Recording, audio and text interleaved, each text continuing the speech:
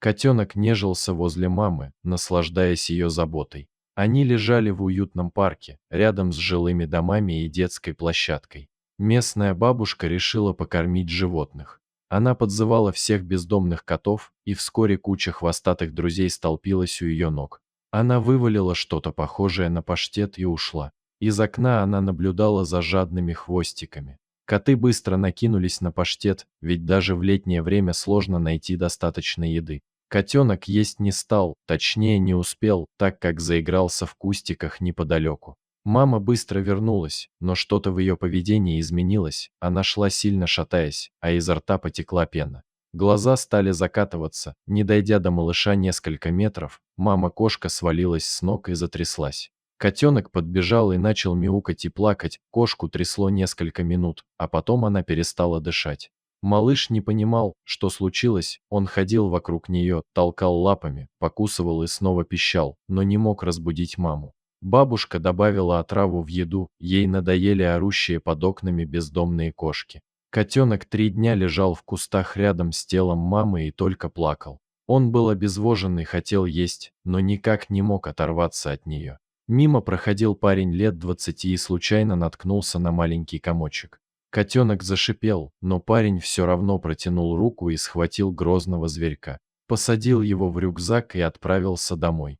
Его девушке это соседство не понравилось, она ненавидела животных, но ему сказала, что любит их всей душой. Котенок быстро освоился, но девушке это не понравилось, она откидывала котенка, когда тот терся у ее ног, ожидая ласки. А когда он оставил затяжку на шторе, пытаясь поймать муху, ее терпение лопнуло. Когда парень уходил на работу, она начинала пинать кроху и кидать об стену. За любой проступок котенка она окунала его в воду и держала, малыш захлебывался, а иногда терял сознание. Котенок шарахался от нее, а когда дома был хозяин, малыш не отходил от него ни на шаг, стараясь не попадаться девушке на глаза. Переломным моментом стали испорченные сапоги этой дамы. В это время хозяина не было, и разъяренная девушка побежала к котенку.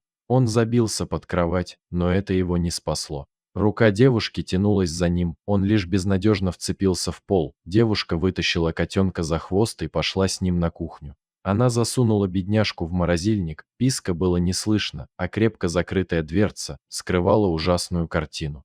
Целый день котенок провел там, шерсть примерзла к холодным стенкам. Он не мог двинуться и под вечер потерял сознание. В это время хозяин был в командировке и не мог предположить, что его возлюбленная может такое сотворить. На следующий день она вытащила котенка, он не подавал признаков жизни и был холодный. Она кинула его в мешок и отправилась на железнодорожный вокзал. Недалеко от здания она подошла к рельсам. Быстро достав веревку, девушка привязала мешок прямо посередине. «Так поезд точно проедется по нему», — подумала она, спешно убегая с этого места. Брошенный котенок, под лучиками летнего солнца, потихоньку согрелся и стал приходить в себя, но выбраться он не смог и стал истошно кричать. В это время, прерывая крики котенка о помощи, на него уже несся поезд. В это время вдоль путей проходил Денис, мальчик лет 10. Он увидел какой-то мешок на путях и хотел пройти мимо, но заметил шевеление. Там что-то живое, а вдруг ребенок? Гудок поезда сработал для него сигналом, он в одно мгновение ринулся бежать. Мальчик судорожно отвязывал мешок. Там живой котенок, и он не мог его бросить. Поезд был в нескольких метрах от них, и машинист не смог бы ничего сделать, скорость большая и торможение будет слишком длинным. Денису в последний момент удалось выдернуть мешок и вместе с ним прыгнуть в кювет. Приземление не самое мягкое, он ушибся копчиком, заработал небольшие ссадины, но все это было не так страшно, как поезд. Отдышавшись, мальчик нашел в траве спасенный мешок, там сидел измученный котенок.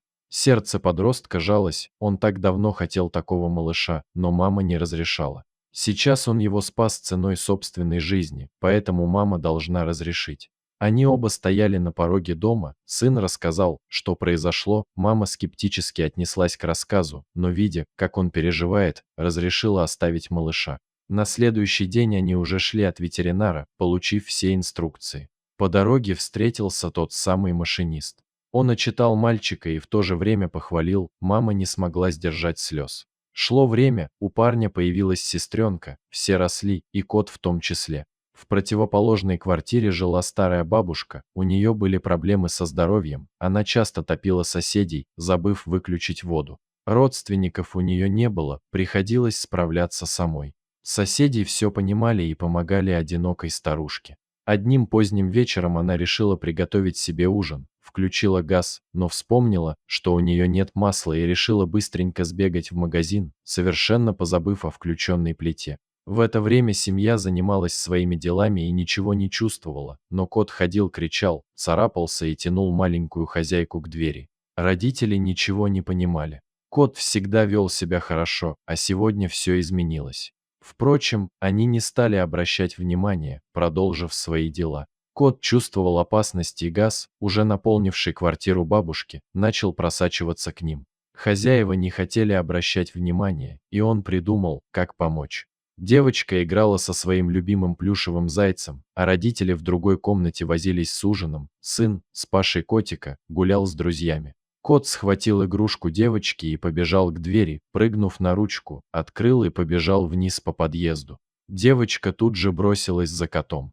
Бабушка в это время возвращалась с магазина и крикнула соседям, что девочка выбежала на улицу. Родители бросились за ребенком, и дома никого не осталось. Кот уже сидел на детской площадке, охраняя юную хозяйку. Бабушка, не распознавая запаха газа, пошла доготавливать ужин. Одно мгновение, спичка загорелась, пламя охватило квартиру и прогремел взрыв. Родители только добежали до дочки, как за их спинами подорвались две квартиры. Девочка закричала от страха, взрослые ее успокаивали, не отводя взгляда от квартиры. Еще минуту назад они были там.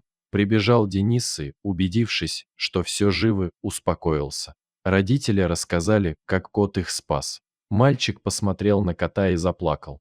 Дорогие зрители, если вам понравилась эта история, обязательно поставьте палец вверх и поделитесь этим рассказом со своими друзьями. Если вы впервые на этом канале и еще не подписаны на него, рекомендую подписаться прямо сейчас, чтобы не пропустить очередную захватывающую историю.